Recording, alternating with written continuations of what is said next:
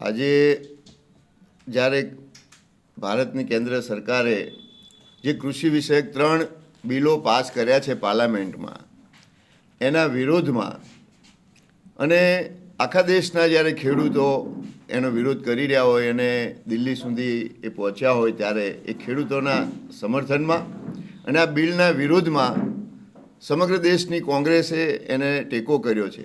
એના સમર્થનમાં આજે કોંગ્રેસ પાર્ટી તરફથી ગુજરાતના તમામ જિલ્લાઓમાં અમે પ્રેસ કોન્ફરન્સ રાખી છે. એના ભાગરૂપે આજે હું અહીંયા આવ્યો છું. આ કૃષિ વિષયક જે બિલ લાવી છે ભારતીય જનતા પાર્ટીની સરકાર, આ બિલ બનાવવાનું કોઈએ પણ એમને કીધું નહોતું.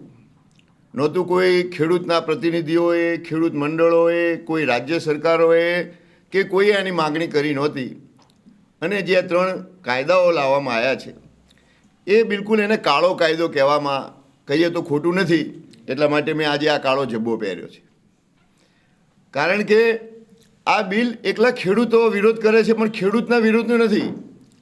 આ બિલોથી જે ખેતીને નુકસાન થશે અને એના કારણે દેશનો સમગ્ર ગરીબ અને મધ્યમ વર્ગને પણ બહુ મોટી અસર થશે. આ બિલના 3 બિલો છે. એમાં એક એસેન્શિયલ કોમોડિટી એક્ટ, જે સંગ્રહખોરી નહીં કરવી એવો કાયદો હતો, એને આ સરકારે સંગ્રહખોરી કરવા માટે છૂટ આપી અને એસેન્શિયલ જે કોમોડિટી એક્ટ છે એ રદ કરવાનો. અને આના કારણે જે મોટા મોટા ઉદ્યોગ ગૃહો છે એ ખેડૂતોનો માલ બધો ખરીદી લેશે અને એની સંગ્રહખોરી કરશે અને પછી એને ઊંચા ભાવે બજારમાં મૂકશે. ત્યારે દેશનો તમામ મધ્યમ વર્ગ, ગરીબ વર્ગ, એને એ જીવન ધોરણ ચલાવવું બહુ મુશ્કેલ પડશે. મને તો એવું લાગે છે કે દેશમાં મોટાભાગે અપૂરતા પોષણની એક મોટી સમસ્યા ઊભી થશે. બીજો, એમને કોન્ટ્રાક્ટ ફાર્મિંગનો કાયદો એક્ટ બિલ પાસ કર્યું છે.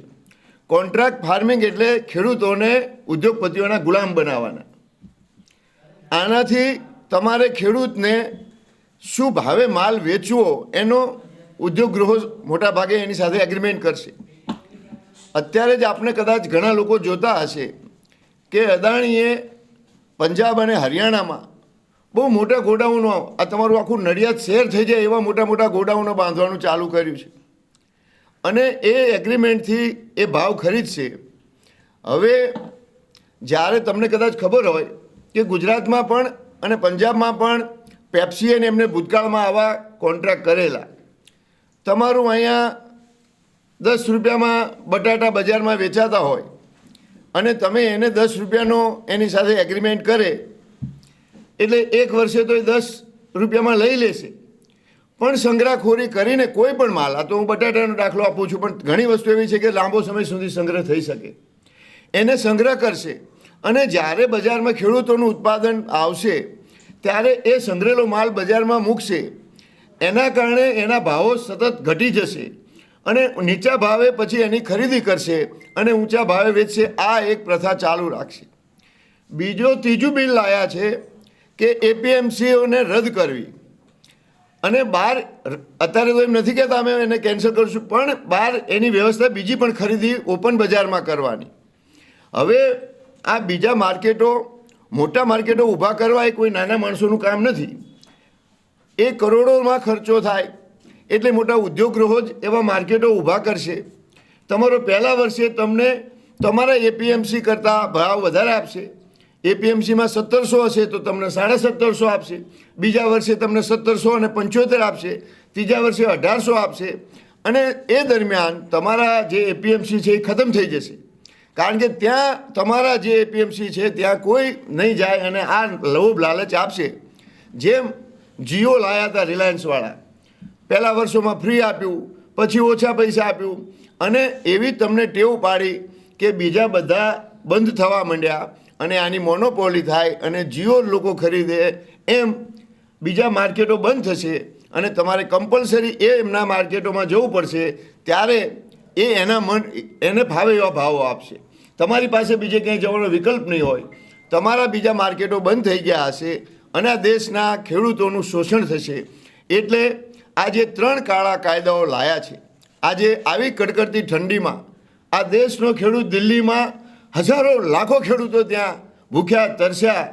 આપને કદાચ ખ્યાલ હશે કે આજે અમે આ પાછળ જે ફોટા મૂક્યા છે એમને શ્રદ્ધાંજલિ આપવા માટેના, આજે આમાં જે મૂક્યા છે તો 22 ખેડૂતોના ફોટા છે.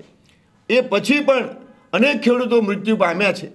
બેન દીકરીઓ, નાની ખેડૂતોની પત્નીઓ આજે ત્યાં દિલ્હીના આજુબાજુમાં નાવા ધોવાની સગવડ ના હોય, ખાવાની સગવડ ના હોય, એવામાં જ્યારે છે ત્યારે આપના થ્રુ, આપના દ્વારા, મારી આ મીડિયા દ્વારા મારી સમગ્ર ગુજરાતની જનતાને અને તમારા મીડિયા હાઉસને પણ મારી વિનંતી છે કે આ કાયદાઓ ફક્ત ખેડૂત વિરોધી નથી. આ તમામ દેશના નબળા વર્ગો, નાના વર્ગો, મધ્યમ વર્ગોને આ કાયદો અસર કરશે. ગણ્યા ગાંઠ્યા કરોડોપતિ હશે એ જ એમના બાળકોને સારી રીતે ખવડાવી શકશે. આ દેશના અનેક મધ્યાહન ભોજન જેવી જે યોજનાઓ ચાલે છે એ મધ્યાહન ભોજન યોજનાઓને પણ આની મોટી અસર થશે. આજે જે બાળકો ખાવા માટે આપણે સ્કૂલે જતા હોય ગરીબોના, એવા લોકોને એના મા બાપ જે સ્કૂલોમાં મૂકે છે, આ મોટા ઉદ્યોગપતિઓ મોટા પાયે ખરીદી કરી અને એ જ અનાજ બજારમાં મૂકશે. ઊંચા ભાવે સરકાર કાં તો ખરીદશે, કાં તો સડેલું અને હલકા પ્રકારની હલકી ગુણવત્તાનું અનાજ આપી અને દેશની આવનારી પેઢીને મોટું નુકસાન થશે.